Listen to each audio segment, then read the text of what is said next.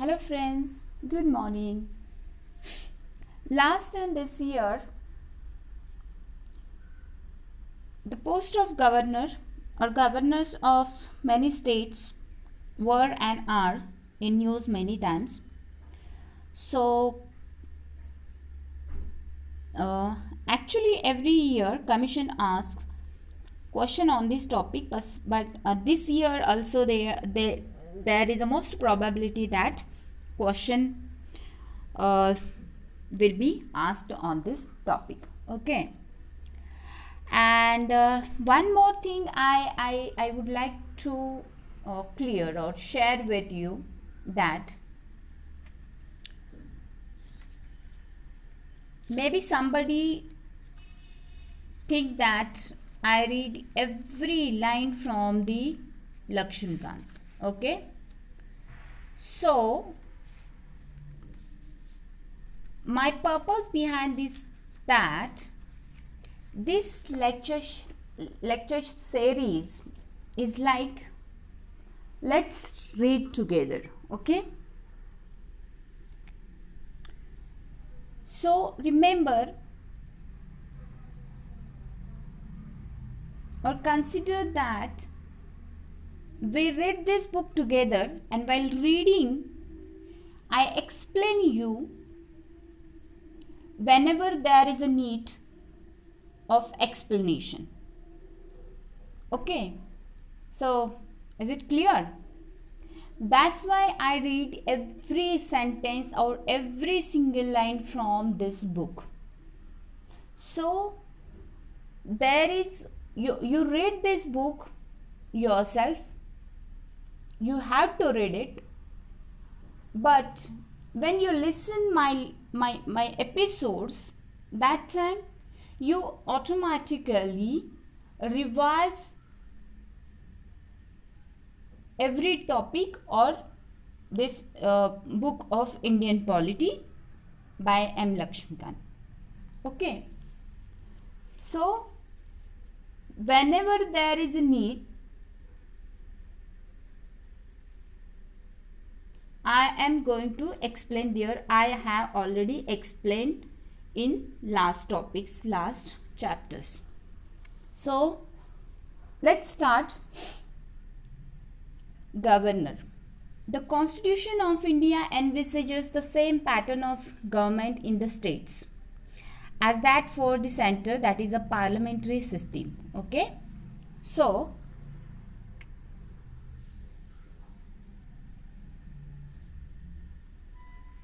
pattern of government in center and in state is the same. Okay, part 4th of the Constitution deals with the government in the states, is not applicable to the state of Jammu and Kashmir, which enjoys a special status and has a separate constitution of its own. So I have old edition, 5th edition with me. Okay, even in latest edition, in 6th edition, is the same same information you will get. Most probably in next edition of M. Lakshmikant, in 7th edition, you will get the changed scenario in case of related to Jammu and Kashmir status. You will get their updates. Okay, so because last year the status of Jammu, special status of Jammu Kashmir, which our constitution given by Article 370, abolished. Okay, so now Jammu and Kashmir is the same provisions or same status like other states, but Jammu and Kashmir is union territory having a legislative assembly like Delhi and Puducherry. Article 153 to 167 in Part 6 of the Constitution deal with the state executive. So, remember Article 153 to 167 Part 6 deals with state executive. So remember state executive, Article 153 to Article 167, Part 6 of the Constitution. Okay. So state executive, what consists state executive? It consists of the governor, the chief minister, the council of ministers and the advocate general of the state. So, state executive consists governor, chief minister, council of ministers, advocate general of the state.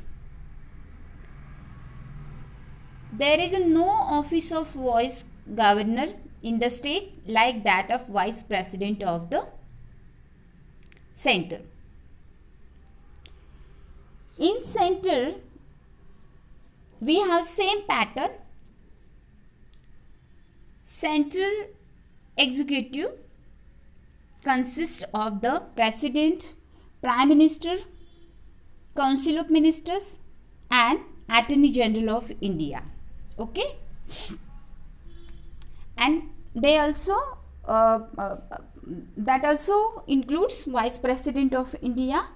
But here in case of state executive, we don't have arrangement or post of the vice governor. Fine. Governor is the chief executive head of the state. But like the president, he is a nominal executive head, titular or constitutional head. Okay. President is a nominal constitutive head of our country. Okay. And in case of state executive, governor is the chief executive head of state or titular or constitutional head of the state. The governor also acts as an agent of the central government. He is an agent of and he acts as an agent of the central government because his appointment is done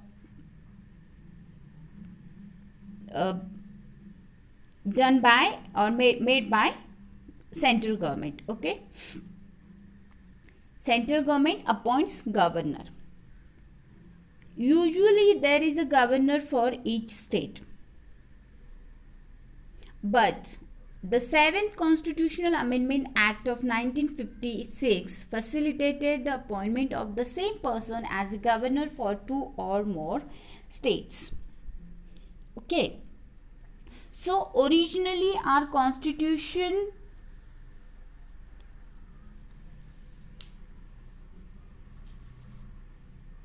has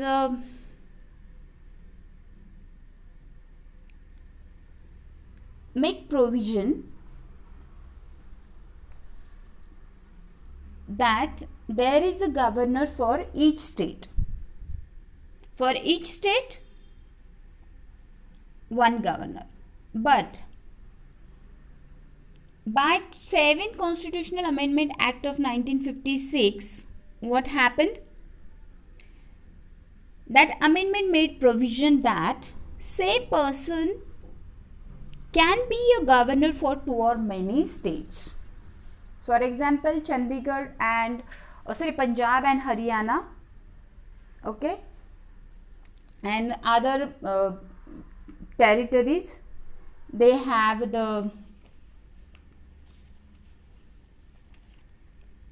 one governor for 2 or many states or union.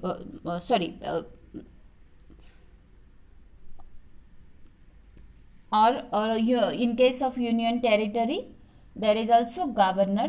Okay, but some union territories we have union territories having a state assembly, they have a governor. Appointment of governor. Okay, but before that we'll see the above passage summary so you can remember.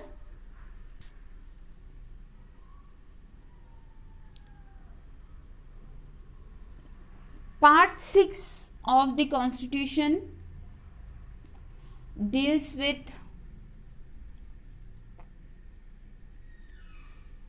government in the states. Okay, means it deals with the state executive. An article related to this, Article 153 to 167. Article 153 to 167, Part 6 deals with state executive. And state executive consists governor, chief minister, council of ministers, and advocate general of the state. And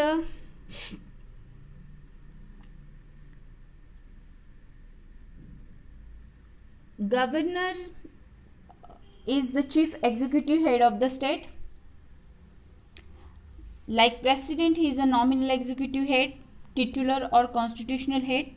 He acts as an agent of central government because he is appointed by central government.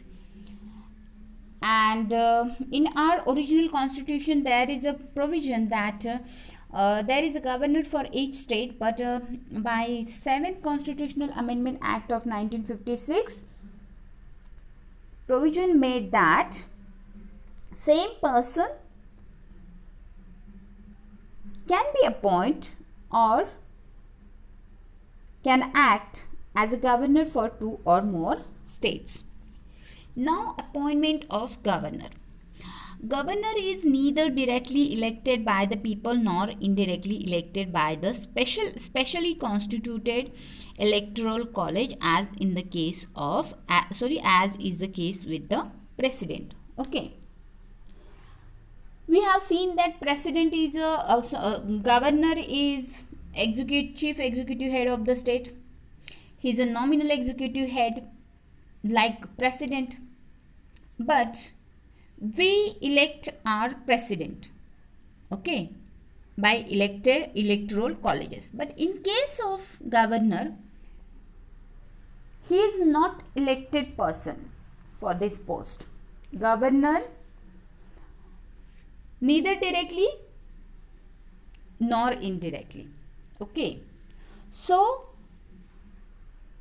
how he appoints? He is appointed by the President of India by warrant under his hand and seal. So what is exactly term mean by warrant under his hand and seal? Means written document having sign of President of India. Okay, this is called warrant under his hand and seal, and that has also President's seal.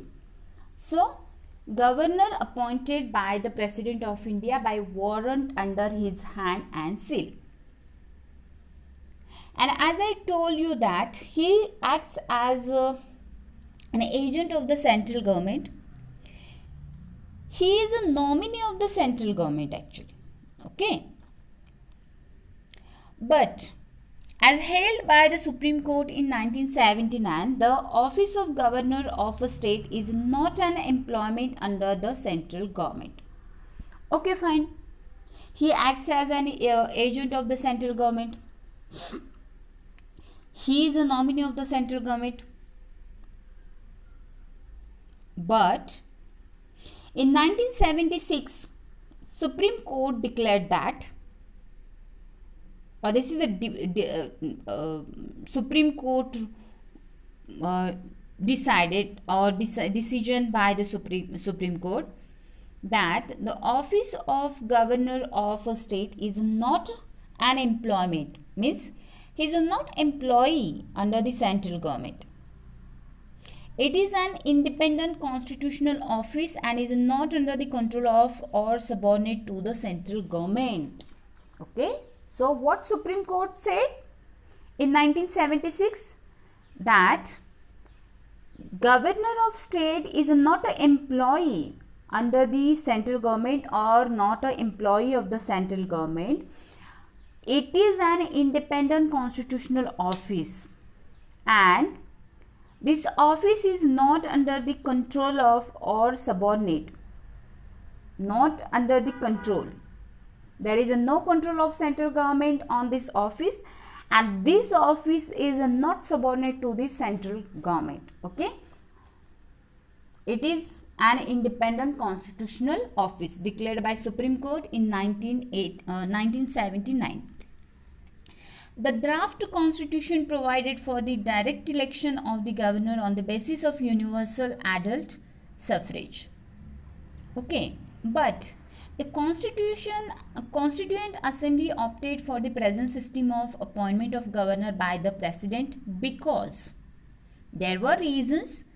Actually, in our Constituent Assembly, there was a draft, okay, for direct election of the governor on the basis of universal adult suffrage. But our Constitutional Assembly reject that draft to take a direct election for the office of governor, and our Constituent Assembly opted for the present system of appointment of the governor by the president, because there were some reasons. And let's see reasons. What were the reasons? First, the direct election of the governor is incompatible with the parliamentary system established in the states. Okay, so there will they thought that Constituent Assembly thought that in future there will be conflict between central government and parliament and state executive, because we have parliamentary system. Okay, and it will be incompatible with the parliamentary system. Okay, second, the mode of direct election is more likely to create conflict between the governor and the chief minister. Fine, so there will be happen conflict between, if governor is also elected by direct elections by people, and chief minister also elected by the people, then definitely there will be conflict between these two posts. Okay, third reason is the governor being only a constitutional or nominal head. Okay, there is no point in making elaborate arrangements for his election and spending huge amount of money. So they think, our Constituent Assembly members also think about financial conditions, okay, or regarding finance, that if governor is only a constitutional or nominal head, then there is no point, okay, to take elections for him, okay, for this post. Then fourth reason, election of a governor would be entirely on personal issues. Hence, it is not in the national interest to involve a large number of voters in such an election. So,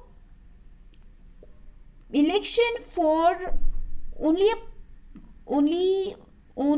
one post, or election for a governor would be entirely on personal issue. Okay, obviously election would happen on personal issue, so there is no point. Okay, then fifth reason, an elected governor would naturally belong to a party and would not be a neutral person and an impartial head. Yes, very important point, that if governor elected elected as a candidate of any party, okay, if he elect with any as a member of any political party, then he would not be a neutral person and impartial head of the state. Very important point. Then sixth reason, the election of governor would create separatist tendencies and thus affect the political stability and unity of the country. So, what will happen if we take election of governor? Then it would create separatist tendencies, okay, differences, and thus it will affect the political stability and unity of the country. Seventh reason, the system of presidential nomination enables the center to maintain its control over the states.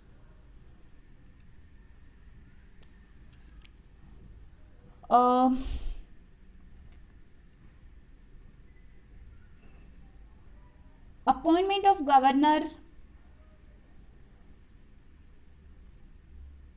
is done by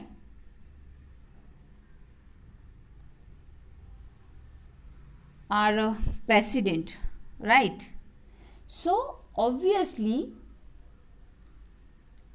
center maintains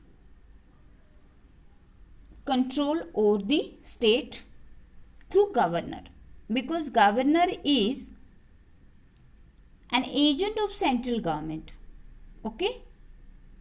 He is a nominee of the central government. Though Supreme Court ruled some decision or gave some directions in 1979. Okay. Eighth reason that was the direct election of the governor creates a serious problem of leadership at the time of a general election in the state. Obviously, okay. Leadership there will create leadership problem. Ninth reason, the the chief minister would like his nominee to contest for governorship. Hence, a second-rate man of the ruling party is elected as a governor. Okay, so vested interest. Chief minister, what he will do? He would like to nominate his near one, dear one, or favorites from his party, or a second-rate man of the ruling party, and if he is elected as a governor, then chief minister will be happy, because there are vested interest of political leaders, right? Therefore, the American model, where the governor of a state is directly elected, was dropped. In USA, there is a direct elections for the post of governor of a state. Okay, so we dropped that model, and the Canadian model we accepted, where the governor of a province or state is appointed by the governor general, that is central, was accepted in the Constituent Assembly. So we accepted the Canadian model in case of post of governor, okay, and we reject the American model. The Constitution lays down only 2 qualifications for the appointment of a person as a governor. Constitution gives only 2 qualifications. For what? For the appointment of a person as a governor. And what are these 2 qualifications? He should be a citizen of India. He or she should be citizen of India, first condition. And second, he should have completed the age of 35 years. Means age criteria, he should have completed, he should be 35 years old. Additionally, two conventions, not conditions, conventions have also developed in this regard over the years. Okay. First, he should be an outsider, that is, he should not belong to the state where he is appointed. So, he should be outsider, he should not resident of that state, or he should not belong to the state where he is appointed. Why? Because if he is belong to that particular state where he is appointed, then it is impossible to him to work with free from the local politics. Okay, that's why there is this condition. Second, while appointing the governor, the president is required to consult the chief minister of the state concerned, so that the smooth functioning of the constitutional machinery in the state is ensured. However, both the conventions have been violated in some of the cases. Okay, so second condition is, or this is actually convention over the years, okay, which have developed in this regard over the years, that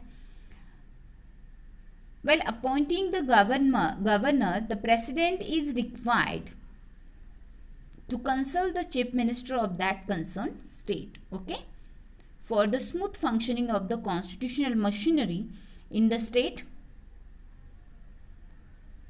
However, but both the conventions have been violated in some of the cases, many times.